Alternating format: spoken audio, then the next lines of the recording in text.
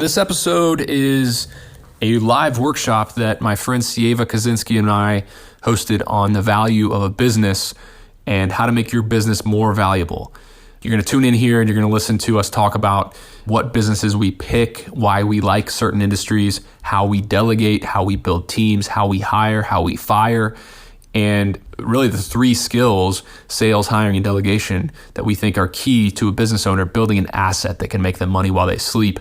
I hope you enjoy this. It was sponsored by nickhuber.com, which is my business brokerage. We buy and sell companies. Go to nickhuber.com today and get on our list. If you want to see our listings or if you want to sell your company, we can get you a large audience and we can get you the best price if you go to nickhuber.com. I think it's pretty clear that a business is nothing more than a group of people. I mean, yes, you can have machines. Yes, you can have equipment, but it's nothing more than a group of people. And so let's move on, Sieva, to talk a little bit about hiring, delegating, building these teams. Do you want to kick it off and then we'll go from there?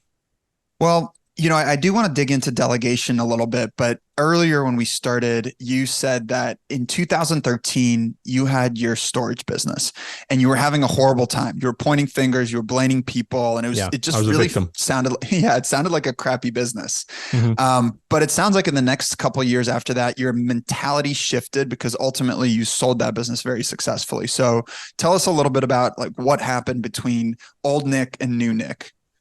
Yeah, so I had a victim mentality and I didn't take ownership over what was going on in my own business. Simply put, I was saying, oh, my employees suck because my employees are bad, not because I did a bad job leading them, or I can't hire enough employees because the labor market sucks. When I went to Texas Roadhouse and saw them running a finally well-oiled machine with 100 plus employees, dining 50 plus tables at the same time, getting people in and out, and half these folks were making minimum wage.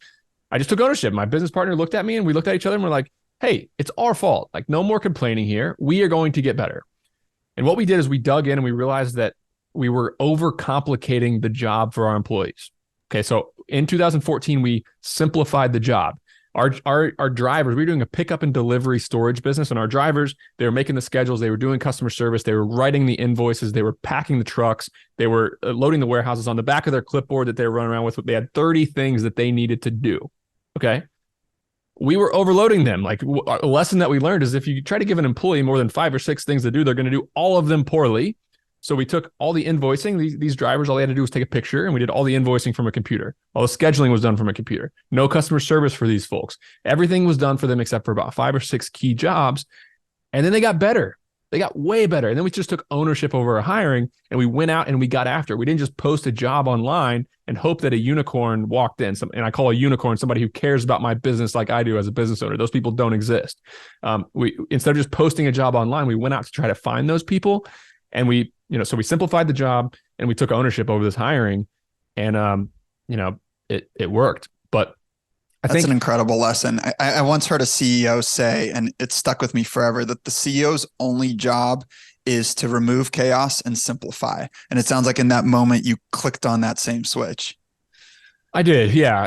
And so, there's several key things about this stuff. And number one is sales. And number two is hiring. And number three is delegation. Those are, I think, the 3 core skills that you need to build to run one of these valuable companies and build one of these valuable companies.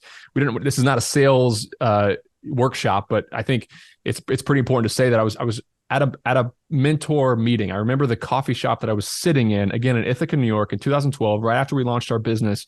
I was with a successful entrepreneur. I was getting coffee and I said, I just don't like sales. I have phone call anxiety. I don't like asking for money. I don't like asking for things. I don't like sales. And he looked at me straight in the face. I'll never forget it. And he said, if you don't like sales, Nick, you need to go get a job, because 99% of your job as an entrepreneur will be sales. You're selling your employees on trusting you with their livelihood and doing what you want them to do. You can't make anybody do anything. You got to convince them to do it. You're selling your customers to buy from you. You're selling your partners to invest in you. You're even selling your kids on getting in the car. I'm learning that everything about life is sales. And when you're an entrepreneur, it's all sales. So I had a mindset shift. I embraced it and I got good at sales. I said, hey, stop telling yourself you suck at sales. You're good at it. Let's go. Done. And then I realized that hiring, it wasn't about just posting a job and hoping that somebody would apply for your job and come to you. I kind of realized that the workforce, maybe let's just divide the workforce into 100%. 10% of the workforce at any given time was actively looking for a new job. They were either unemployed or they were applying to jobs. They were so unhappy with what they had going on. The other 10% on the other end were in like career nirvana. They had a perfect job. They even the best opportunity could not convince them to go do something else. But there were 80% there in the middle. There were 80% of people in the workforce that they didn't hate their job, but they didn't love it, and they would be open for something else. And I stopped just posting jobs online, and I started going out and hunting for people to work. And in the early days, like a really tactical example of this is one of the best employees that we hired in those early days. I think it was like 2014 or 2015. I was sitting at the Walmart in Boston. I was at the Walmart doing something. It was like 6 p.m. And I saw this clean-cut 25-year-old, about the same age as me, just busting his ass around this parking lot. He was running. He was running in the Walmart parking lot. And on his way out to pick up some carts, he swooped down and picked up a piece of trash and like stuffed it in his back pocket. And he was running these carts back in Walmart. I'm like, I have never seen this. Everybody that I've ever seen working the Walmart parking lot, they're working by the hour. They don't care. They're walking slow. So I walked up to him in passing and I said, hey, like, what are you doing? Why are you going so fast? He goes, well, there's no carts up there and there's people coming in and nobody's here. Like nobody showed up to work. So I just got to take care of it. He was stressed out about people going into Walmart that was paying him $11 or $12 an hour back in 2014. He was stressed out about those people not having carts. I pulled a business card out of my pocket right then and said, hey, if you know anybody looking for work, I run a moving and storage company here in town, flexible schedule. We pay $20 an hour. If you know anybody in town, have them give me a call or shoot me an email. Here's my business card. My name's Nick. If you have any friends that kind of work like you, and I may give him a compliment or something like that. And I went about my business. 4 hours later, he called me and he came to work for me, gave him a $9 an hour raise. And he was one of our best employees at the Boston branch. He worked 2 months every year, really hard. He was one of our best guys. We traveled him to Ithaca, New York to do other things. And ever since then, I've had a stack of business cards in my pocket, whether it's a really attentive bartender or somebody at the Chick-fil-A line that you can tell just really cares. I am always recruiting. I'm always hunting. I'm going after employees. I feel like I'm a lion on a rock. Instead of being like, I used to be a fisherman. Like I would throw out a job post and I would reel it in and hope that somebody bid on my job post. No. I wasn't fishing anymore. I was hunting. I was a lion on a rock. And when I saw somebody who was talented, I would chase them down and I would get them. So yeah, those two shifts. And before we jump right into delegation, which I think we're going to spend a lot of time on the second half of this thing, do you have like, what's your experience with hiring and kind of as you build these businesses, how do you think about, cultivating these partnerships and growing the people? I mean, I gave you an example of like tactical hourly employee, how to find them, but you've hired CEOs and you've had business partners go into these companies with you. Do you think about it a little bit differently when you're chasing that talent?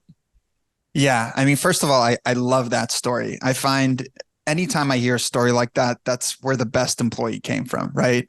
It's you out there with your eyes open, looking at the world and looking for incredible talent. And when you can see that, identify and pick them out of whatever situation they're in, I mean, you change that guy's life, right? So not only like you won, of course, right? Because you got an incredible employee that upgraded your company and you pulled this guy out of Walmart from moving up, $1 at a time in his company, and you pulled him, added $9 an hour to his wage and opened his eyes to this world of entrepreneurship and building businesses and just closer to your sphere. So as an entrepreneur, like you should just be doing that all the time, right? It's hard. Yes, it's hard work, but it's constant work. For me, I've used less of the hunter approach and more of the honeypot approach is what I call it. So throughout life, I've always known that I'm going to be on this entrepreneurial journey forever, right? As soon as I became an entrepreneur in college, I said, you know what? I can't have a job. I can't keep a job. I'm a horrible employee. I'm going to have to make this entrepreneurial thing work. And building a business is all about talent. It's about people. It's about your network. And everything I've done throughout is cultivated partnerships. So for example, when I was 23, I started this mastermind event. Basically, we would invite our friends, other CEOs, to get together once a month so we could learn from each other. I didn't know if I was ever going to work with any of those people. I didn't know if I was going to hire any of those people because they're all CEOs. But what happened is I would host this event once a month. We would get together. We would meet with other interesting people. We'd learn from each other's challenges. And we did this for years. And then fast forward the clock, 8 years later, I became business partners. My business partner today at Enduring Ventures used to attend those sessions. So I didn't have a specific intent back then. I just knew I need to surround myself with interesting people. I'm going to cultivate these relationships, and eventually maybe our stars will align and we'll end up working together. And look, meeting Xavier is the highest leverage, life-changing event that's ever happened to me. So I encourage you guys to think about ways, how do I insert myself into circles of people that are interesting, that are smart, that are doing stuff? And if you just hang out around each other and you find ways to support each other and provide value, then eventually really magical things will happen. I promise. It's incredibly important. Big news, guys. I created a free PDF that details my method on how I analyze a self-storage facility and figure out what it's worth. Give me a pen, the back of a napkin, and a couple metrics, and I can figure out about what the property is going to be worth to me. If you want to download this PDF, click in the show notes, the first link, and you can give me your email address, and you get a email right away with a 4-page PDF that outlines exactly how I think about underwriting or giving my initial analysis on a self-storage facility. Again, click the link in the show notes and you're going to get that document for free. Before you go, we have a new sponsor of the show, recostseg.com. And if you bought a piece of real estate, you need to get a cost segregation study done. It's what allows you to get all that sweet, sweet bonus depreciation. And it's how real estate investors like me and many others pay almost nothing in taxes on an annual basis. You can cost seg a single family rental, a short-term rental, or a large commercial property. recostseg.com is affordable and aggressive and super fast to turn them around. They've done 10 plus cost segs for me this year. They're going to do many more for me. Visit recostseg.com to learn more.